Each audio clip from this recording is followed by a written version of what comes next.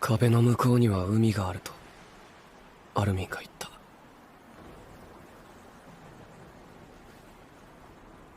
海の向こうには俺は何があると思ってたんだろう。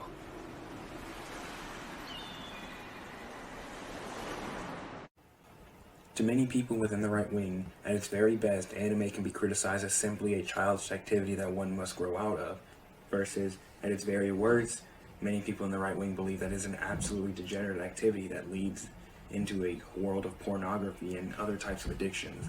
While it's understandable where these claims come from, they are ultimately untrue and they only serve as distractions to truly understand the beauty of the art form and what we can learn from it.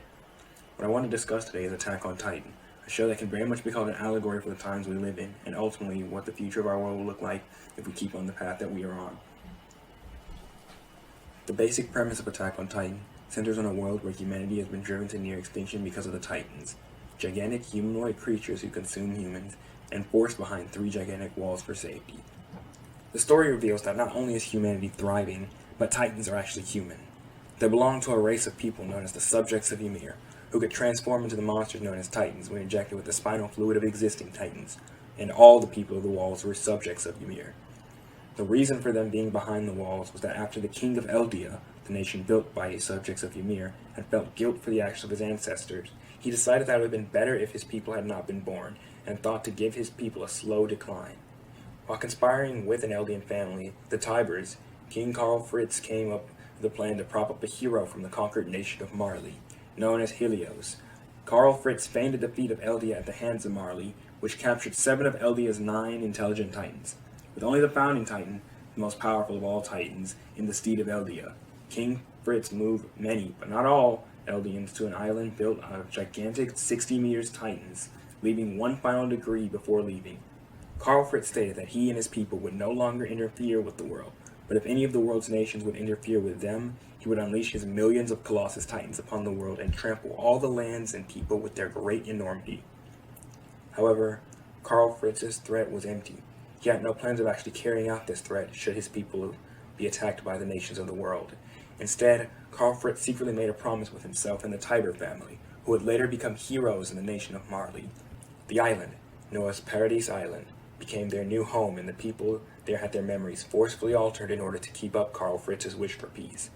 It wasn't long before the Marleyans began their attack on the island with the desire to claim the founding Titan, which they would have absolute control over all Titans and all subjects of Ymir, sending many mindless regular Titans over the years to the island in order to push Eldians who remained off the island, and as well as to punish them for their crimes against humanity, or at least the crimes of their ancestors.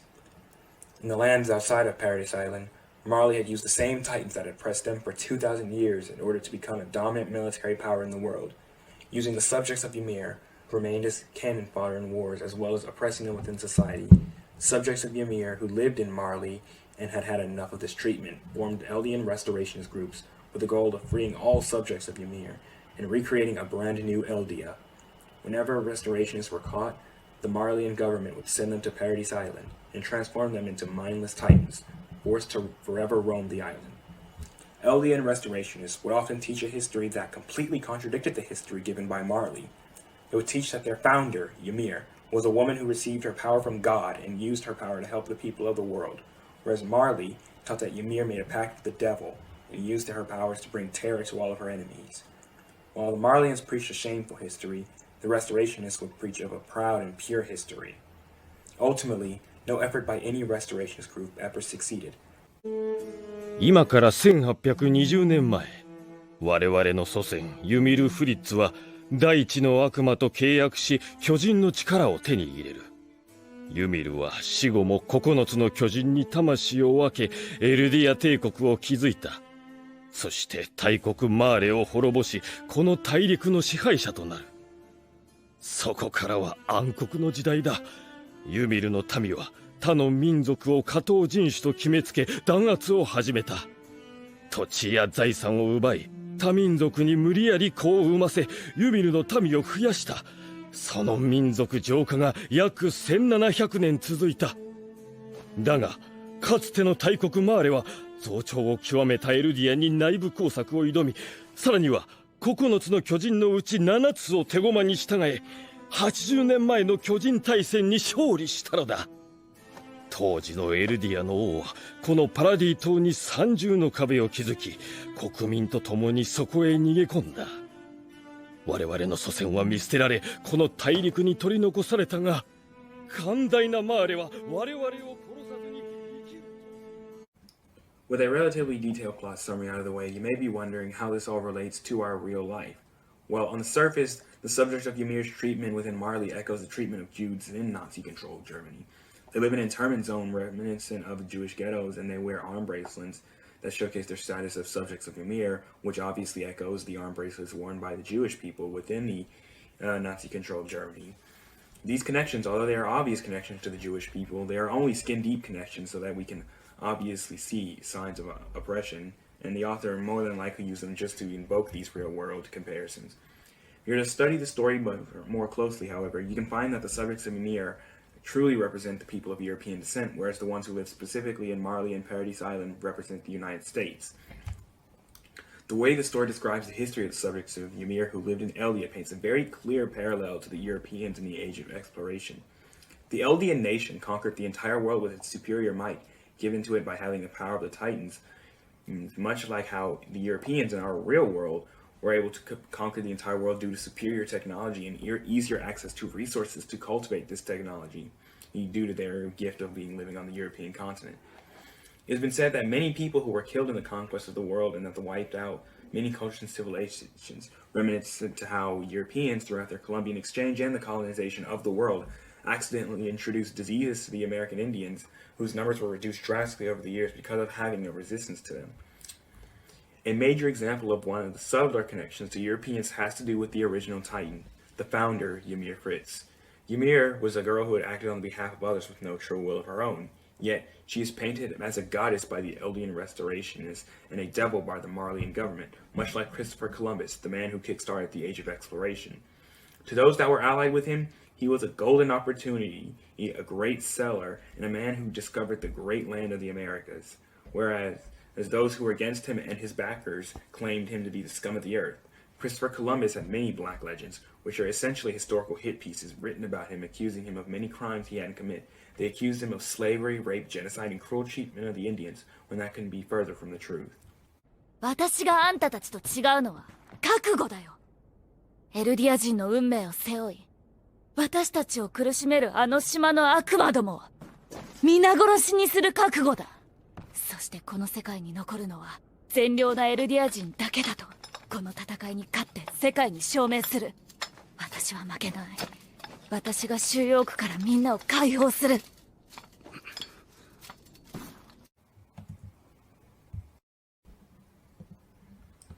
Marley constantly reminds subjects of Ymir of the past of their ancestors and how they have to pay for the crimes of the Eldian Empire. They are subject to many abuses, whether it be verbal, physical, or psychological. While the connection to Jews within Germany during Nazi rule are the immediate images that come into mind, Marley more accurately is a depiction of life in the United States. The constant reminders of what their ancestors did, the justification of being beaten and sometimes even slaughtered based on the people of their race have done in the past. They are treated horribly in so much that even their existence is treated as a crime, and in great society, when they react or even say the quiet part out loud, they risk punishment. If they are caught breaking any of these rules, then they are punished by society in the worst way possible. Who have I described here? While showing images of the subjects of Ymir who live in Marley, I was speaking about the current state of being white in America, especially the experience of those who live in major left-wing areas like big cities. The great irony of Marley and how it's run is that despite how subjects of Ymir are treated within Marleyan society, the very top of Marley society, much like how the people at the very top are white, are an Eldian family, the Tibers, a family that has a permanent hold on one of Marley's 7 titans, the Warhammer Titan. The Tibers helped King Fritz fake a defeat of the Eldians by Marleyans and set the remnants of Eldia on their path to destruction. Within Marley, we mainly follow Reiner, one of Marley's warriors. The warriors are subjects of Ymir who have the power of one of Marley's 7 intelligent titans, and in return, the warrior and their families are given the status of honorary Marleyans. Before obtaining the power of the Titan, the Armored Titan, Reiner was extremely loyal to Marley, believing that the people of Paradise Island were devils and that he should take all of them out. He also believed that eradicating those island devils would earn him the adoration of his father, who was a Marleyan, even after his father rejected him for being a subject of Ymir. Reiner, along with his fellow warriors Marcel, Bertolt, and Annie, were sent to Paradise Island as children on a mission to reclaim the Falcon Titan. In the 5 years that he spent on the island, he learned that all the propaganda he was taught as a child about the islanders was completely wrong, and he eventually grew fond of many of them while on his mission, the results of which left him mentally ill and a split personality that he had developed in order to cope with the horrors of his actions while he still lived on the island. Ultimately, however, his loyalties were to Marley, and even though he knew the truth, his family and everyone he loved lived in Marley, and as a warrior, he had to carry out his mission in order to reunite with them and keep them safe. Another character we see the story of from the perspective of is Gabby. Gabby is a child soldier who was enrolled as a candidate in the warrior program and the younger cousin of Reiner. She is a top candidate within the warrior program and is all but guaranteed to be the person to inherit Reiner's armor titan. Despite being a child, her contempt for the subjects of Ymir who live on Paradise Island and the Eldian Empire is made immediately apparent. She states that if she can become one of the Titans and help wipe out the Island Devils, then she can improve the reputation of the Eldians who live outside of the island and maybe right the wrongs of their past. When hearing the possibility that the Island Devils had been wronged by Marley, not the other way around, she brushed it off, simply stating that she doesn't believe that something like that even happened, and even if it did, it wasn't even close to what the Eldians deserve. When Gabby was introduced to the idea that all the people of Paradise Island weren't absolute monsters accidentally by Reiner, she's confused if it goes against everything she's ever learned. Gabby represents the modern white liberal. The white liberal hates themselves for being white and believes that the white people are the scum of the earth who cause so much more harm than good. Never confronted with the idea that white people or the patriarchy or whatever group of people aren't responsible for the evils of the world, much like Gabby, they emotionally lash out at anyone who would imply as a possibility, writing that off as ridiculous. What Reiner represents is the average white guy and even the average conservative male. Whereas Reiner learned all the propaganda at one point, believed it to be true, he came to understand that it isn't really true and understands that everything was taught with him by the system was a lie. Despite that, he still believes he can exist within the system as everyone he loves does and believes that the system of how things are already run is better than what there could be. Although many people may call people like that in real life a coward, Reiner and those people aren't necessarily cowards. Rather, they may just feel as though they have no other way that they can go about things. And so rather than condemning those people, I suggest that those people be helped and understand the error of what they're thinking. お父さん、どうしてレイスケは100年もの間巨人を駆逐して人類を解放してあげなかったの？全ての巨人を支配する力を持っておきながら。それはこの壁の世界を作った初代レイスの王が巨人に支配される世界を望んだからだ。初代王はそれこそが真の平和だと信じている。なぜかはわからない。世界の記憶を見た者にしか。 Though I make the claim that Marley represents America, I can also make the same claim that the island of Paradise also represents the United States. Whereas Marley represents liberalized America, Paradise Island represents a more rural America, though a region that it can be attributed to would maybe be the interior, the Midwest, or maybe even much of the southern United States. Though it can be representative of conservatives within America as well, calling it rural America, which is more conservative in its nature, is a lot more accurate, to say the least. The people of Paradise Island live in a state where virtually everyone either hates them or is working against them. Their government tries to hide the truth of the world, that there are humans who are thriving outside the walls, from them at all costs. Everyone on the outside, even their own people, wishes that they were all eliminated from this world. Meanwhile, because of the usage of the founding titan by the first king of the walls, Karl Fritz, none of the people of Paradise have any knowledge of what goes on outside the walls, or that there even is a world of humans that lives outside the walls to begin with. The government of Paradise Island is an aristocratic government with a shadow ruler, King Fritz, who is not the true king of the walls or even related to Karl Fritz in any manner. Instead, the true rulers are the Race family, the actual descendants of King Karl Fritz, who orchestrated the defeat of Eldia and built the walls of Paradise. Despite having the ability to erase the burden of the people of Paradise, the Race family, particularly the member who is the king, refuses to do so. This is brought about by the surviving will of Karl Fritz, the The holder of the founding titan and the one who is chosen as king will never liberate the people of Paradise and would rather they all be destroyed. Much like how in the real America, many right-wing politicians and influencers say they want to help those forgotten people in rural America, or represent the people that elect them. Once those people become enlightened to the truth of the world, however, many of these politicians and influencers who claim that they are for America first show their true colors, choosing to obey this vague notion of principles rather than commit themselves to the very people they've sworn to represent. Whether they get a taste of power and exist only to keep that power, they realize just how futile their efforts will be, so they give up, or they simply decide that maintaining their own personal fortunes and legacies are more important than helping those that they are counting on. All of these people have eventually given into the system and corruption that has driven their constituents to the brink of almost essentially death when it comes to society. In the world of Attack on Titan and in real life, the elites will promise to work for the people and everything they do is for them. Meanwhile, behind the scenes, everything they do is to protect themselves, only giving out small rewards to the people to keep them sedated and not questioning. Say, for example, the real-life welfare state. It gives off the claim of being a tool of the help for the downtrodden in life, when in actuality it's a scheme in order to keep those same people in a terrible spot and not in a terrible enough spot to act in ways that will benefit themselves. Same as how in Attack on Titan, the government of the walls will frequently commit heinous atrocities in the claim that it is meant to protect the people. In reality, all it is meant to do is to keep the people enclosed in their walls. What happens when you oppress a population of people not for their sins, but for the sins of their forefathers? What happens when a person is called a devil simply for living? When a people are called less than simply for existing? What happens when that happens to a group of people large enough for many years? In Attack on Titan, Eren Yeager, after facing countless enemies and making many sacrifices along the way, finally reaches the dream he and his best friend Armin had since they were children, to see the ocean. However, the journey to get there caused him to see the truth of the world and the situation that he found himself and his people in. When Eren Yeager saw the ocean, the goal he lived his entire life to see.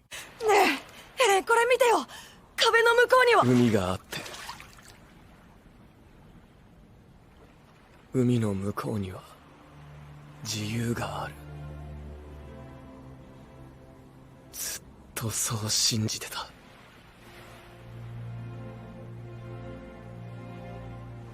でも違った。海の向こうにいるのは敵だ。何もかも親父の記憶で見たものと同じなんだ。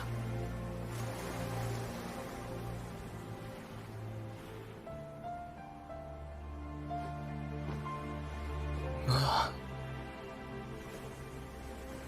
向こうにいる敵全部殺せば俺たち自由になれるのか。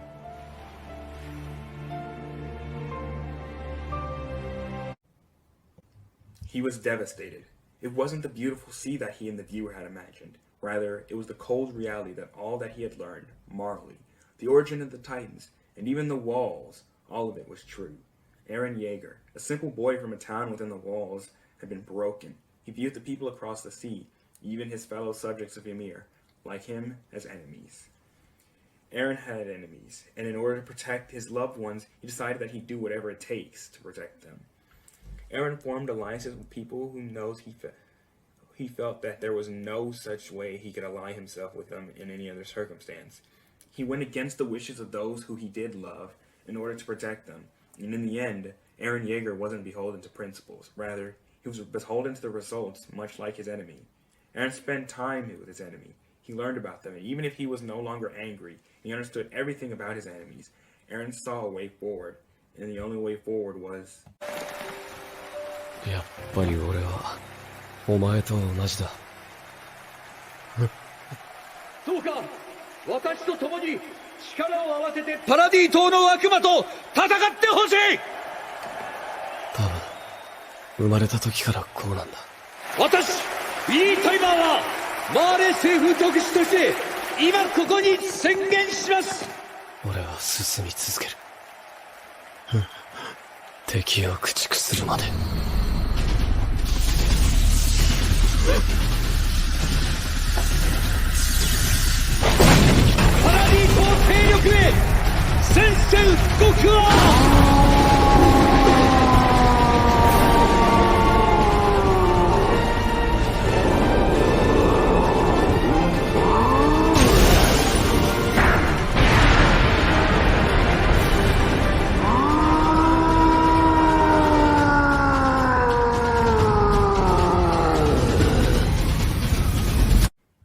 Eren had to declare war on the entire world.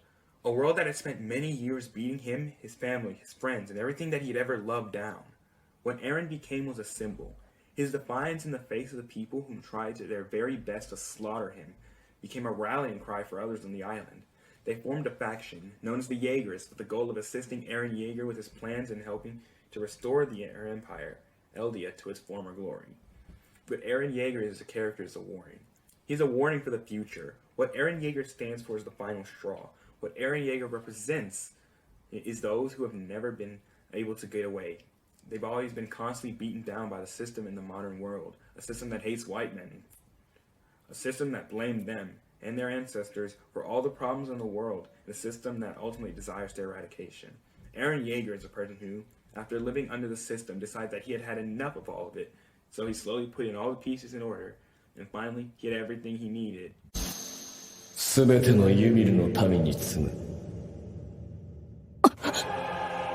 今、エレンの声が。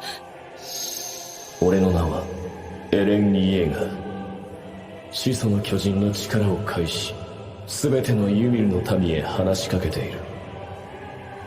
パラディ島にあるすべての壁の硬質化が解かれ、その中に埋められていたすべての巨人は歩み始めた。俺の目的は、俺が生まれ育ったパラディ島の人々を守ることにある。しかし世界はパラディ島の人々が死滅することを望み、この島のみならず全てのユミルの民が殺され尽くすまで止まらないだろう。俺はその望みを拒む。壁の巨人はこの島の外にある全ての地表を踏み鳴らす。